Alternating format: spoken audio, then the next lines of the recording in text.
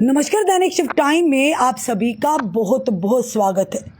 महराज मलिक की पियासे लगने के बाद उन्हें जेल भेजने के बाद लगातार आप देख रहे हैं सोशल मीडिया पर महराज मलिक ही चल रहे हैं। कई सारे उनके पुराने वीडियोस भी सामने आ रहे हैं, कई सारी ऐसे बातें भी।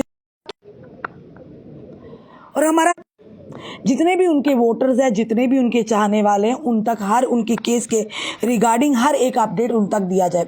जो हमारे साथ पास अवेलेबल होगी, ऑथेंटिक न्यूज़ होगी, वही हम आपके साथ साझा करेंगे। फिलहाल हमने पहले भी आपको बताया था कि 10 जो मेंबर्स हैं, जो आम आदमी पार्टी की ओर से इनका लीगल जो टीम एक बनाई गई है, जिसमें 10 वकील हजरात हैं, जिसमें से लिस्ट जो कौंसल किया है उनमें 4 वकील हैं, जिसमें सीनियर एडवोकेट हैं निर्मल के कोतवाल जो बार एसोसिएशन के प्रधान भी हैं, मुजफ्फर खान एडवोकेट जो पूर्व जज भी रह चुके हैं और सना मंडी के विधायक भी हैं, शेख शकील अहमद सीनियर एडवोकेट हैं, अपू सिंह सलातिया जो हैं वो भी सीनियर एडवोकेट हैं, वो असिस्टिंग काउंसिल्स हैं, और उसके बाद अदर जो 6 मेंबर्स हैं वो लीगल सपोर्टिंग टीम है। उन्हीं में से एक वकील हजरात हमारे साथ हैं, संदीप शर्मा जी। चलिए, कल से एक खबर चल रही थी कि J&K हाई कोर्ट ने जो डिटेंशन है उस पर रोक लगा दी, उसमें स्टे लगा दिया। तो कानून के लिहाज से ऐसा कुछ भी नहीं है। उन्हीं चीज़ों को पूरा यानी क्लैरिफाई करने के लिए इस समय संदीप शर्मा जी जो लीगल टीम के यानी कि सपोर्टिंग जो लीगल सपोर्टिंग टीम हो में इनका नाम भी है, तो जानने की कोशिश करेंगे कि क्या महराज मलिक के केस में डेवलपमेंट हुई है। डोजियर आपने पढ़ा है, और उसी के साथ साथ कल J&K हाई कोर्ट ने एक रेस्ट्रेनिंग आर्डर निकाला था पुलिस को कि जो चार्जशीटों से फाइल नहीं किया जाए, पर वो किस केस में कहा गया था, क्या वाकई डिटेंशन को लेकर था, क्योंकि लगातार सोशल मीडिया पर ऐसी खबरें चल रही हैं। अब महराज मलिक के जो जितने भी चाहने वाले हैं, उनके वोटर्स हैं, उन तक क्या जानकारी है पूरी हम साझा करेंगे एडवोकेट संदीप शर्मा जी से। संदीप सर, क्या आया, पूरा क्या निकल कर सामने आ रहा है? क्या डोजियर में जो आपने अनलॉक किया उसमें क्या चीज़ें आपको लगी हैं, और क्या लगता है जो कल रिस्ट्रेनिंग आर्डर था वो किस केस को लेकर था, क्योंकि एक थोड़ा सा कन्फ्यूजन बना हुआ है। जी देखिए, पहले जो एक कन्फ्यूजन जो बना गया था कि कहा जा रहा था कि जो उनकी पीएसए है उस पर स्टे लग गया है, तो उसमें आपको क्लियर कर देना चाहता हूँ कि वो कोई ऑल टुगेदर डिफरेंट एफआईआर थी, जिसको हमने चुनौती दी थी हाई कोर्ट में। हमने बोला था कि ये जो एफआईआर है दैट इज नॉट सस्टेनेबल। तो जज साहब ने उसको उसके ऊपर एक कार्रवाई करते हुए किसी और एफआईआर के ऊपर कि उन्होंने ये बोला कि जब आप पुलिस को बोला कि you can go with the investigation, आप इन्वेस्टिगेशन कर सकते हैं, परंतु जो चलान होगा that will be produce only with the consent of the high court. तो हाई कोर्ट ने बोला कि हमारी जो कंसेंट होगी या जब हम आपको आदेश देंगे इस चलान को तब पेश करिएगा। तो वो इससे पीएसए से कुछ लेना देना उसका नहीं है, PSA is all together different thing. तो यहाँ पे इस चीज़ का मैं आपको क्लेरिफिकेशन देता हूँ। दूसरी बात आ गई कि जहाँ तक डोजियर जो इन्होंने प्रिपेयर किया है और किस आधार पे बनाया गया है और उस आधार का क्या काट है और क्या ग्राउंड्स हैं जो हम एज ए एडवोकेट देखते हैं कि इसमें क्या खामियां रही हैं, वो थोड़ा सा यहाँ आपको बता देना चाहता हूँ। हालांकि ये हम हाई कोर्ट में भी प्रोजेक्ट करेंगे, और लगा तो अगर हाई कोर्ट्स के अगर कहीं पे भी जाना पड़ेगा, किसी हद तक भी जाना पड़ेगा, हम वहाँ पे जाएंगे। तो देखिए, पहले तो मैं आपको ये चीज़ बता दूँ कि बीइंग हम संविधान को मानने वाले लोग हैं, संविधान के साथ चलने वाले हैं, तो मैं ये आपको एक आश्वासन भी देना चाहता हूँ, उनकी जनता को भी देना चाहता हूँ कि जो सत्य है वो परेशान हो सकता है परंतु पराजित नहीं हो सकता। आप परेशान कर सकते हैं उसको, अभी परेशानी चल रही है, पर ये एक टाइम आएगा कि इसको हम जीतेंगे, केस को भी जीतेंगे, और जो लोगों की भावनाएं हैं उनकी भावनाओं को भी सम्मान किया जाएगा। देखिए, जो पीएसए है, पहले ही आप जानते हैं, हमने कितनी पहले भी दोहराया है कि ये पीएसए जो है पब्लिक सेफ्टी के लिए लगाया जाता है। अब ये पब्लिक जो है, अब उसको सेफ्टी चाहिए कि नहीं चाहिए, ये कौन डिसाइड करेगा? ये डिसाइड करेगी वहाँ, क्योंकि पावर्स जो भी इस्तेमाल होती है, चाहे वो एग्जीक्यूटिव हो या लेजिस्लेटिव हो या कोई भी हो, उसमें वो जनता की ही आवाज़ होती है। अगर जनता की आवाज़ को आप सलाखों के पीछे डाल देंगे, तो मेरे को लगता है ये कहीं ना कहीं जो है ये करना, ये एक पीएसए जो है ये एक राजनीतिक हथियार बन चुका है किसी भी अपोनेंट को दाराशाही करने के लिए। आप उस जेलों की सलाखें जो है, ये इसको गलत तरीके से यूज़ नहीं करना चाहिए। ये हमेशा तब करना चाहिए जब आपके पास पुख्ता सबूत हो, पुख्ता तरीके से आप उसको पेश करें। परंतु मेरे को ये चीज़ बताइए कि एक डीसी साहब, मैं रिस्पेक्ट करता हूँ डीसी साहब की, और हमें सबको अपने जितने हमारे एग्जीक्यूटिव हैं सबकी रिस्पेक्ट होनी भी चाहिए और करनी भी चाहिए। अब डीसी साहब जो हैं हमारे, संविधान के अंदर उनको भी उतनी ही पावर है जितना कि एक सड़क पे चलते हुए इंसान को है। वही पावर जो है, वही राइट्स जो है, वही प्रधानमंत्री जी के ऊपर भी लगे हैं और उतनी ही लाइबिलिटीज उनके ऊपर भी हैं। तो प्रधानमंत्री और सड़क पे पैदल चलने वाले इंसान में कोई डिफरेंस नहीं है संविधान के अकॉर्डिंगली। अब मेरे को बताइए कि ये जो दोहरा मापदंड अलग अलग तरीकों से अलग अलग व्यक्तियों पे लगाया जाता है, ये कहाँ तक सही है? आप एक तरफ तो बोलते हैं कि पब्लिक ऑर्डर डिस्टर्ब हो जाएगा अगर हम इसको बाहर रखेंगे। मेरे को बताइए पब्लिक ऑर्डर में क्या चिंता थी जब संजय सिंह जम्मू आए? संजय सिंह जी एक चुने हुए प्रतिनिधि हैं, वो सांसद हैं और एक सांसद जो है गेट के बाहर है, एक सांसद गेट के अंदर है। तो मेरे को बताइए अगर हमें कॉन्स्टिट्यूशन, क्योंकि हम लीगल नॉलेज रखते हैं, और मेरे को बताइए कि सरकार इस पे क्या जवाब देगी? क्या ये हमारे फंडामेंटल राइट्स के साथ एक खिलवाड़ नहीं है? क्या राइट टू स्पीच नहीं था उनका? Right to freely move within the territory of India उनका राइट नहीं है? आप किसी को भी कहीं भी रोक देंगे। कोई कहीं अपना बात रखने की जाता है, किसी फ्रेंड से मिलता है, किसी की मजबूरी है, वो आप उसको उठा के जेल के अंदर डाल देंगे। कहाँ की, हम कहाँ रह रहे हैं? हम इंडिया में रह रहे हैं, तो J&K भी इंडिया में ही पड़ता है। जैसा सभी जगह कानून को अपनाया जाता है वैसे हम भी चाहते हैं कि जम्मू कश्मीर में भी वही कानून हो, यहाँ पे कोई अव्यवस्था नहीं है। परंतु अगर उसको प्रोजेक्शन ऐसी दी जाएगी तो कहीं ना कहीं जो है हमारे जम्मू और कश्मीर के लिए बहुत दुर्भाग्यपूर्ण है। तो अब आते हैं डोजियर पे। देखिए हमारा सबसे बड़ा जो रूल है लॉ में, वो बोलते हैं कि नो वन शुड बी ए जज ऑफ हिज ओन कॉज। अब ये बताइए कि ये कॉज किसका था? ये दो व्यक्तियों के बीच में एक कॉज बना था, हमारे डीसी साहब और हमारे लेजिस्लेटर जो हमारे प्रतिनिधि हैं, ये महराज मलिक जी के बीच में। अब ये एक पर्सनल चीज़ थी, इसको हम नहीं बोलते, देखो गलत का साथ हम नहीं देते अगर गलत है, परंतु गलत का, अब देखिए अगर कोई एक्सीडेंट हो जाता है, किसी की डेथ हो जाती है, पर वो नेग्लिजेंस से होती है, उसको मर्डर नहीं कहलाया जा सकता। मर्डर होता है और डेथ बाय नेग्लिजेंस होती है। अगर मैं उस पर मर्डर का मुकदमा डाल दूं तो वो तो गलत है ना। तो अगर डीसी साहब को ये लगता था कि उसने कुछ किया है, गलत किया है, तो वो एफआईआर करवा सकते थे, उसको डिटेन करवा सकते थे, पर वो दूसरे तरीके से जब एफआईआर लगती। परंतु आपने इस कानून का सहारा लिया जहां पे एक व्यक्ति को उसकी आज़ादी से वंचित किया गया, उसको अपना हक रखने के लिए नहीं मौका दिया गया, और उस चीज़ के लिए किया गया जो चीज़ नहीं बनती थी। आपने पीएसए लगा के उनको जेल में तो डाल दिया, परंतु जो लोगों की आवाज़ है, जो अभी फ्लड्स का टाइम है, अभी बीता है, अभी उनको जाके अपने एरिया में घूमना था, देखना था लोगों की क्या समस्याएं हैं, परंतु जिन लोगों ने उनको चुन के भेजा, आपने उनको पीछे जेलों के सलाखों के पीछे डाल दिया। तो ये कहीं ना कहीं बहुत गलत है, लोगों की जज्बातों के साथ खिलवाड़ है, लोगों के प्रति जो एक आस्था थी महराज मलिक के रिलेटेड लोगों की, वो उसके साथ भी खिलवाड़ है। जी मैं एक चीज़ आपसे जानना चाहूँगी, ज़रूर जानना चाहूँगी कि महराज मलिक, क्योंकि आज के दौर में अगर आप आए हैं उनकी सपोर्ट, एक लीगल टीम के जो लीगल सपोर्टिव टीम में भी आपका नाम है, तो आज के दौर में अगर कोई भी उनको यानी कि उनके लिए लड़ने के लिए सामने आता है तो उन्हें कहा जाता है कि उनको सपोर्ट किया जा रहा है जो देश के खिलाफ है, जो आतंकियों को समर्थन करते हैं। क्योंकि महराज मलिक की कुछ वीडियोज़ के क्लिपिंग सामने लाए जा रहे हैं, कहा जा रहा है कि ये व्यक्ति जो है देश के लिए खतरा है, देश के आतंकवाद को ग्लोरीफाई कर रहा है, आतंकियों को ग्लोरीफाई कर रहा है। तो इस तरह की चीज़ें हो रही हैं। हो सकता है आपके लिए और हमारे लिए भी चीज़ें लोग यहाँ पर नीचे लिख रहे हैं, क्योंकि डेमोक्रेसी है, हर एक को बोलने का अधिकार है। तो लोग हो सकते, क्योंकि ऐसा क्यों है सर, एक नैरेटिव सेट किया जा रहा है। अगर जैसे वीडियो सामने आई थी, जिस वीडियो पर सारा विवाद हुआ, उन्होंने डीसी हरविंदर सिंह जो डोडा है उनके लिए बड़ी अभद्र भाषा का प्रयोग किया। उसे ना ही तो आप एक्सेप्ट करते हैं, ना ही हम, और ना ही जनता एक्सेप्ट करती है। सवाल हमारा भी बार बार यही रहता है संदीप जी, कानून के दायरे से या ऐसे भी संविधान के तरीके से देखा जाए कि ये पुरानी वीडियो जो बाहर निकल रही है, और वाकई महराज मलिक के इस तरह की वीडियो जहाँ पे लग रहा था कि आतंकवाद को ग्लोरीफाई कर रहे हैं, उनको समर्थन कर रहे हैं, उन्हें आइडल मान रहे हैं बुरहान वानी को, तो फिर उन्हें टिकट कैसे मिला एमएलए का? क्या ये चीज़ें होनी चाहिए पहले, इसके बाद? अगर ऐसा है, ना जाने कितने ऐसे नेता हैं जो सांसद भी होंगे, विधायक होंगे हर पार्टी में, जिनके ऊपर हीनियस क्राइम के केसेस भी हैं, उसके बावजूद भी लड़े। तो क्या लगता है कि अगर ये कहीं ना कहीं आपको लगता नहीं है कि इसमें इलेक्शन कमीशन ऑफ इंडिया का भी, अगर ऐसे व्यक्ति को जो ग्लोरीफाई करे आतंकवाद को, आतंकवादियों को आइडल मान रहा है, तो उसे टिकट दी और उसने इलेक्शन लड़ा? देखिए, इस पर मैं पहले आपको लीगल एस्पेक्ट बता दूं कि कोई भी चीज़ जो है जब हम कोर्ट में पेश करते हैं तो हम उसको कट पेस्ट नहीं पेश कर सकते जी। हमें उसके कॉन्टेक्स्ट को देखना होता है कि किस कॉन्टेक्स्ट में उन्होंने ये चीज़ बोली है। सिर्फ एक व्यक्ति का नाम लेना चाहे, अब वो किस संदर्भ में लिया गया, उसके लिए गलत बोला या सही बोला, वो तो कोर्ट देखेगी, क्योंकि ये निर्णय लेना हमारे बस का काम नहीं है। क्योंकि आजकल आप देख रहे हैं कि विपक्ष के पास एक कट पेस्ट जो है एक राजनीति चल रही है कि आप किसी की भी वीडियो उठाएं और डाल दें, और उसकी सत्ता जो है वो परखना बहुत मुश्किल होती है। वो सत्ता परखी जाती है जब वो कोर्ट्स में पहुंचे।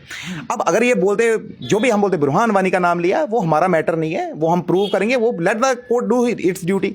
वो कोर्ट को देखना है कि ये सही है या गलत है। उन चीजों पर भी पूरा कोर्ट संज्ञान लेगा। बिल्कुल, मैं तो बोलता हूं जो कट करके डाला है या इस तरह की चीजों को प्रमोट करने की कोशिश की, फसाद का माहौल हो या छवि को खराब करने की कोशिश की। मैं तो बोलता हूँ जो इस कट पेस्ट को प्रोजेक्ट कर रहे हैं, मैं तो बोल रहा हूँ सबसे पहले कार्रवाई उनके ऊपर होनी चाहिए। आप बुरहान वानी का नाम ले रहे हैं, और मैंने खुद देखा है कि वहां पे सब टाइटल्स दे रहे हैं, सब टाइटल्स के साथ आ रहा है और कट पेस्ट करके आ रहा है। तो अगर आप खुद ही बताना चाहते हैं कि ये चीज़ है, प्रोजेक्शन है, तो मेरे को लगता है कि गवर्नमेंट को इनके ऊपर भी संज्ञान देना चाहिए। इनके ऊपर क्यों संज्ञान नहीं दे रहा? ये दोहरा मापदंड कि एक पार्टी के व्यक्ति को आप छोड़ रहे हैं, दूसरे पार्टी के व्यक्ति को आप जेल के पीछे डाल रहे हैं, ये दोहरा मापदंड नहीं चलेगा। सबके लिए कानून एक जैसा है, सबके लिए कानून एक जैसा, और उसको लागू भी एक जैसा करना चाहिए। ये ड्यूटी बनती है हमारे मैजिस्ट्रेट के पास। एक चीज़ मैं आपको बताना थोड़ा सा रह गया था लास्ट टाइम, जो पिछले पॉइंट्स पे हमने डिस्कस किया, कि देखिए हमारे कोर्ट्स में एक बहुत इंपॉर्टेंट चीज़ है कि अगर कोई व्यक्ति जब कोई एक जज है, अगर उसके खिलाफ कोई ऑफेंस होता है तो वो ऑफेंस खुद नहीं सुन सकता। अगर मैं जज हूं, मेरे खिलाफ कोई केस होता है, तो I have to transfer that case to another जज। वो क्यों होता है? उसका एक रीजन है कि एक इम्पार्शियल जो है इन्वेस्टिगेशन हो, ताकि कल को ये उंगली ना उठाई जा सके ये गलत पर्सन था। मेरे को बताइए, डीसी साहब का ये कर्तव्य बनता था कि वो अपने काज को खुद जस्टिफाई करें, खुद ही रिपोर्ट बनाए और खुद ही साइन कर रहे हैं। ये नहीं बनता था, क्योंकि यहाँ पे 2 पर्सन को पावर है, divisional magistrate, sorry divisional commissioner और डीसी साहब को। अब डीसी साहब को ये नहीं चाहिए था कि वो खुद ही डोजर्स पे साइन करके खुद ही केस बनाए, उनको ट्रांसफर कर देना चाहिए था। उनको लगता है डिविजनल कमिश्नर के पास जाना था, इसके बारे में जाना चाहिए था, क्योंकि इंपार्शियलिटी बहुत जरूरी है। ये पर्सनल बायस की बात है। यहाँ पे एडमिनिस्ट्रेटिव लॉ हमने पढ़ा है, क्योंकि लोगों को मैं बताना चाहता हूँ कि कानूनी तौर पे ये होना चाहिए। कानूनी तौर पे क्या चाहिए था कि उनको इसको ट्रांसफर कर देना चाहिए। उनको ये बोलना चाहिए ये मेरा अपना काज है सर, इसमें मैं नहीं डील कर सकता। अगर मेरे से बदतमीजी हुई, क्या पता, क्योंकि अल्टीमेटली सभी ह्यूमन बींग्स हैं। डीसी साहब भी ह्यूमन बींग है, वो भी ह्यूमन बींग है। ह्यूमन बींग को आप एज एआई का जमाने में अब ये नहीं समझिए कि वो कोई मैकेनिकल पर्सन है। He is a human being, उनका भी बायसनेस आ सकता है। तो ये उनका कर्तव्य था ये बताना कि ये बायसनेस से मैं जुड़ा नहीं हूं, मैंने इसको ट्रांसफर कर दिया। तो अगर वे डिविजनल कमिश्नर साहब इसको अपने हाथ में लेते तो ज्यादा बेटर था, परंतु उन्होंने खुद ही अपने काज का जज बन गए और खुद ही काज अपने हक में डिसाइड कर दिया। तो ये बहुत बड़ी बात है, और this is one of the grounds पे हम आएंगे। अब आप बोलते कि कितनी एफआईआर हैं, अब मेरे को बताइए 2014 से लेके अभी तक अगर इनके 18 एफआईआर हैं, तो 2014 से कितने केसेस में इनको कंपाउंड केस हो गया है, कितने विड्रॉ भी हैं, कंपाउंड हो गए हैं, ट्रायल भी चल रहा है। ट्रायल भी चल रहा है। ट्रायल का मतलब है, थोड़ा समझा दीजिए संदीप जी, कि अभी वो मुलजिम है, मुजरिम नहीं है। यानी कि जब तक केस प्रूव नहीं हो जाता, वो कन्विक्ट नहीं गिने जाते, तब तक वो इस समय इनोसेंट। नो, बस इसमें हमारे जो कानून में एक सेइंग है, नो बस वन शुड बी, ठीक है ना, हेल्ड गिल्टी अनलेस प्रूव्ड। तो हम उसको पहले ही गिल्टी बना रहे हैं, अभी प्रूव तो होने दो, let them prove, let the court prove. और मैं तो ये बोलता हूँ कोर्ट को भी संज्ञान लेना चाहिए इन लोगों पे जो उनको गलत तरीके से प्रोजेक्ट कर रहे हैं। अगर यही करना है तो फिर कोर्टों की क्या जरूरत है? कटघरे में आपका तो जनता के कटघरे में आप डाले हो, पर जनता समझदार है, इतनी जनता साथ में नहीं होती। आप बताइए कौन से एमएलए के साथ इतनी जनता चली है? अगर जनता बोल रही है, देखिए पावर तो जनता की इस्तेमाल कर रहे हैं ना, अपनी पावर मेरे पास क्या है? मुझे अगर कोई जताता है, मैं पावर जनता की कर रहा हूँ इस्तेमाल। हमें जब पावर में आ जाता है तो हमें लगता है कि जनता कुछ भी नहीं है, परंतु जनता के पास जो पावर है वो किसी के पास नहीं है। जो कॉन्स्टिट्यूशन है उसमें सबसे बड़ी पावर जो है वो जनता को दी गई है, ना कि किसी प्रतिनिधि को, ना कि किसी एग्जीक्यूटिव को, ना ही किसी पार्टी को। ये जो है ना, ये प्रधान जो है, ये प्रधानमंत्री नहीं, प्रधान सेवक है। इनको सेवक की भावना से काम करना चाहिए। अगर ये खुद ही अपने आप को, हम नहीं बोलते कि कोई कैसा समझता है, हम बोलते कि अपने आप को हमेशा, जैसे वो बोलते जन सेवक है, तो सेवक हैं अगर, तो आपको इसके लिए संज्ञान लेना चाहिए था। आपको भी देखिए, क्योंकि आप ही के इंडिया में रहने वाला शख्स है, जैसा आप सबको देखते हैं, आपको एक ही नज़र से सबको देखना है। डीसी साहब को एक ही नज़र से सबको देखना है, क्योंकि वो एक एरिया को रिप्रेजेंट कर रहे हैं, ना कि किसी पर्टिकुलर पर्सन को। तो ये जो है तो justice should not only be done, it seems to be done.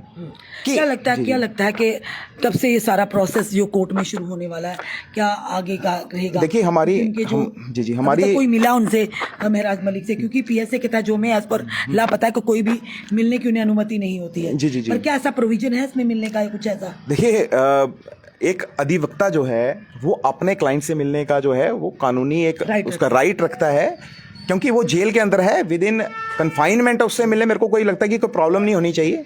परंतु जो ये रोका जा रहा है कि वो किसी से ना मिले, मेरे को लगता है कि वो शायद आज शायद उनके जो घर के लोग हैं वो शायद उनसे मिलेंगे। तो ये दैट इज़ डिफरेंट थिंग कि वो मिले ना मिले जो भी है, क्योंकि अभी गवर्नमेंट के आगे देखो हम भी लाचार बंदा लाचार होता है और हमें गवर्नमेंट का थोड़ा साथ देना पड़ता है, चाहे वो गलत हुआ, क्योंकि अगर वो बोल रहे हैं रुक जाइए तो अब आप जाके हर बार कोर्ट में सुनाएं कि जनाब हमें मिलने नहीं दे रहे। छोटी छोटी बातें अगर हम कोर्ट में ले आए तो कोर्ट आगे ओवरबर्डनड है, हम उनको बोलें जनाब हमें डायरेक्शन दिलाइए, हमें जाके मिलना है। तो हर चीज़ के लिए अगर हमें ही बोलना पड़ेगा वकीलों को, तो फिर तो ये अच्छी बात नहीं है। ये कुछ समझना कितने दिन तक ये यहाँ पे जेल में, और उसके बाद सरकार इस पर कितने दिन के अंदर संज्ञान ले सकती है? एक प्रोसीजर है कि जैसे डीएम साहब अगर जैसे केस इनके ऊपर उन्होंने पीएसए लगाया तो विद इन 12 डेज जो है इनको जो रिपोर्ट है ये सबमिट करनी होती है गवर्नमेंट को। अब जब गवर्नमेंट के पास रिपोर्ट सबमिट हो गई है तो गवर्नमेंट को एक एडवाइजरी बोर्ड की जो है उसका गठन करना होता है। जी। गठन का टाइम जो है वो है हमारा 4 वीक्स। अब 4 हफ्तों 28 डेज में उन्होंने एक गठन करना है एडवाइजरी बोर्ड। अब एडवाइजरी बोर्ड जो है वो कॉन्स्टिट्यूट जो होता है वो भी गवर्नमेंट ही करती है, उसमें रिटायर्ड जजेस या हमारे सिटिंग जजेस जो हैं वो दोनों बैठ सकते हैं। अब जो उसको कॉन्स्टिट्यूट करके अब जो रिपोर्ट है, जैसे ऐसा समझ लो अगर नहीं उनके कोई फैसला आता है एडवाइजरी बोर्ड के पास चला गया, अब एडवाइजरी बोर्ड ने जो है विद इन 6 वीक्स जो है उस पर डिसीजन देना है। डिसीजन देंगे that is binding on the government. अगर वो बोलते हैं कि कोई ग्राउंड्स नहीं मिले तो उनको रिहा करना है। अगर वो एडवाइजरी बोर्ड जो है ये निर्णय पे पहुंचती है कि हाँ भाई ये जो हमारा जो एक केस हमारे सामने है इसमें कुछ अगर लगता है उनको, तो then they can extend the confinement up to 3 months. That उसके बाद वो 3 मंथ्स करके साल तक कर सकते हैं। क्योंकि इसमें आपको ये देखने वाली चीज़ है कि इसमें 2 तरीके का जो इम्प्रिजनमेंट है, जो डिटेंशन है, अगर वो पब्लिक ऑर्डर के रिलेटेड हो तो 1 साल का प्रावधान है। अगर वो सिक्योरिटी ऑफ स्टेट के साथ कॉम्प्रोमाइज हो रहा है तो उसमें 2 साल की सजा इन द सेंस की डिटेंशन है। जी।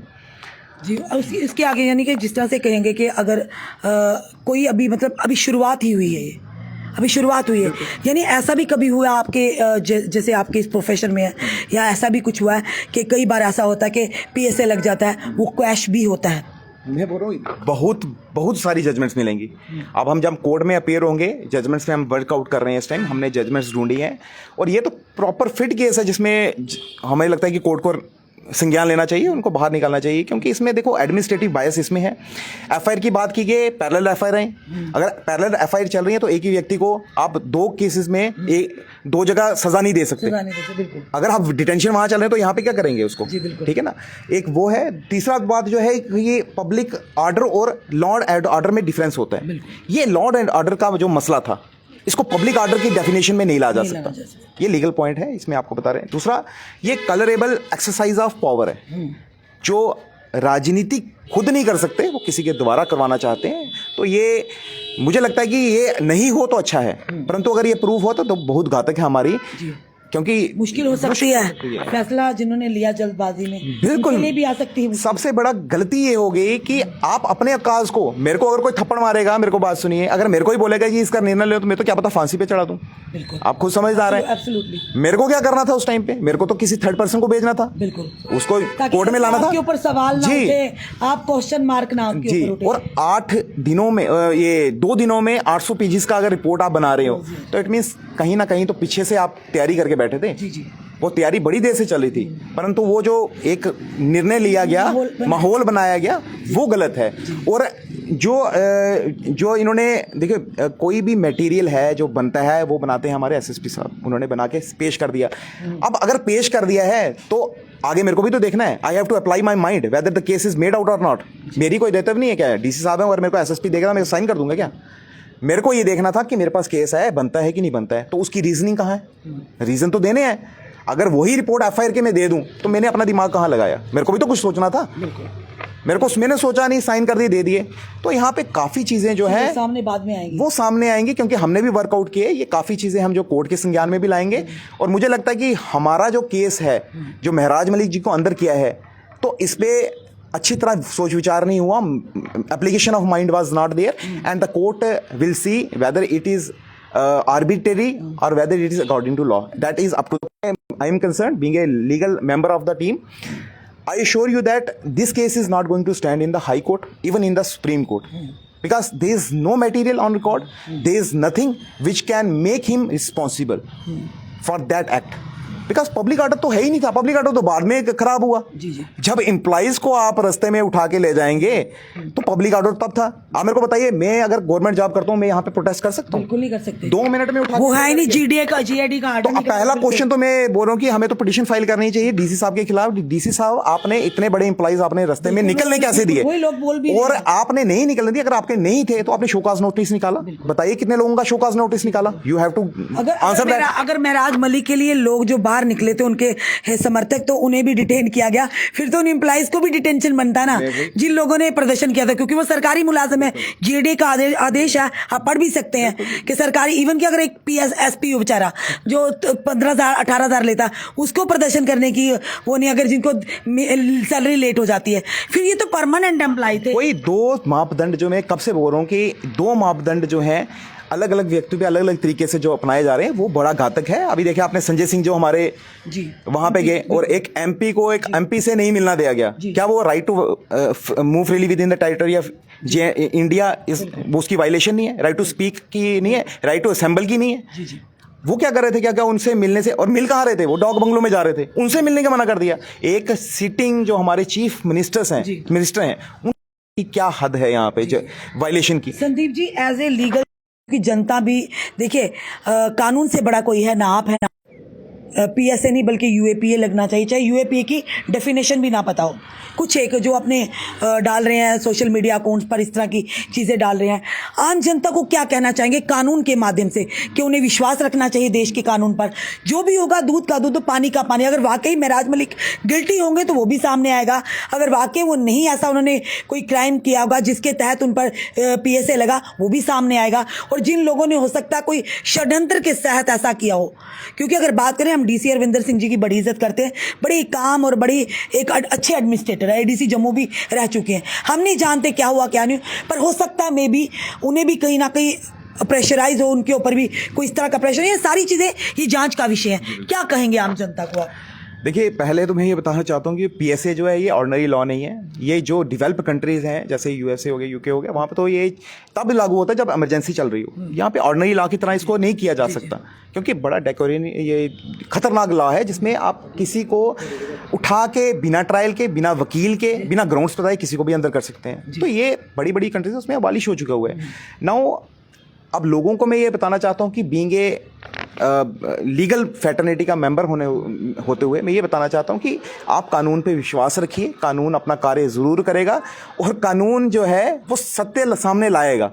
अदरवाइज अगर हम लोगों की अफवाहों पे जाएंगे, अगर हम जो सोशल मीडिया पे जो एक भ्रम फैलाया जा रहा है कभी किसी का नाम लेके, तो मैं चाहता हूँ कि जनता जो है सोशल मीडिया से थोड़ा दूर रह के कानून पे विश्वास दिलाए, और हम आपको अपडेट करते रहेंगे। जैसे मैंने आपके सामने कुछ ग्राउंड्स रखे जो फैक्ट पे हमने बात की है, वही हम आगे रखते रहेंगे। और मुझे लगता है कि जनता जो है समझदार है और जनता की ही जीत होगी। अगर जनता सड़कों पे है, उनको जीत दिलवाना हमारा काम है। और महराज मलिक हम ज़रूर छूट के बाहर आएंगे और अपने जो एरिया है उसका काम उसी बेबाकी से निभाते रहेंगे। धन्यवाद संदीप जी हमारे साथ जुड़ने के लिए।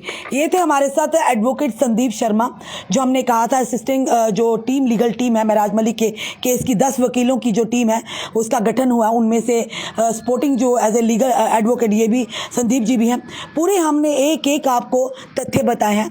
क्या था वो जो कल आदेश निकला था, जो रिस्टेन किया हाई कोर्ट ने, वो किस केस को लेकर था, और क्या डिटेंशन को लेकर ऐसा कुछ हुआ है कि स्टे हुआ। संदीप जी ने पूरी बातें तथ्यों के साथ, और देश की जनता से, जम्मू कश्मीर की खासकर की जनता से उन्होंने निवेदन भी किया है कि कानून से बड़ा कोई नहीं है। अगर वाकई महराज मलिक ने गलती की, अगर वाकई महराज मलिक ने कोई ग्लोरीफाई किया आतंकवाद को या आइडल माना बुरहान वानी को, पूरी वीडियो जो है, क्योंकि क्योंकि कानून अगर बात करें कोर्ट में तो जुडिशरी में जो भी फैसला होता है वो तथ्य के आधार पर, वो सबूतों के आधार पर होता है। अगर वाकई ऐसा होगा तो उन्हें उसकी सज़ा मिलेगी। और अगर ऐसा नहीं है, जो लोग इस तरह की एक साजिश के तहत महराज मलिक के खिलाफ एक एजेंडा चला रहे हैं, तो वो भी सामने आएगा, ज़रूर आएगा। कानून पर विश्वास रखिए, संदीप शर्मा जी का कहना है, क्योंकि कानून से बड़ा ना आप हैं, ना हम हैं, ना ये है।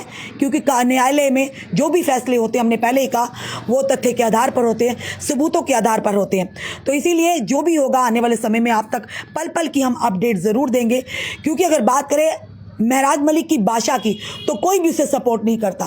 कोई भी, उनके सपोर्टर भी कह रहे हैं उनसे गलती, इवन कि उनके परिवार के सदस्य, उनके पिताजी भी कह रहे हैं कि उन्होंने आकर ऐसा गुस्से में आकर, कहते ना कि जोश में होश नहीं खोना चाहिए, उन्होंने ऐसे शब्दावली का प्रयोग किया जो नहीं करना चाहिए एक डीसी के खिलाफ, एक एडमिनिस्ट्रेटर के खिलाफ।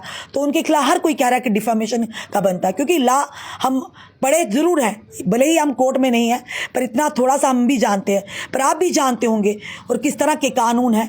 तो कानून पर भरोसा रखिए, देश के कानून पर भरोसा रखिए। जो भी होगा, दूध का दूध और पानी का पानी आपके सामने आएगा। ना हम जज हैं, ना आप जज हैं, ना हम वकील हैं, ना आप वकील हैं। तो ज़रूरी है, जिनका काम हो नहीं करने दीजिए। जनता अपनी राय ज़रूर कमेंट बॉक्स में रखिएगा और वीडियो को शेयर कीजिएगा। जुड़े रहिए ऐसे हमारे साथ अगले अपडेट के लिए। जय हिंद, जय भारत।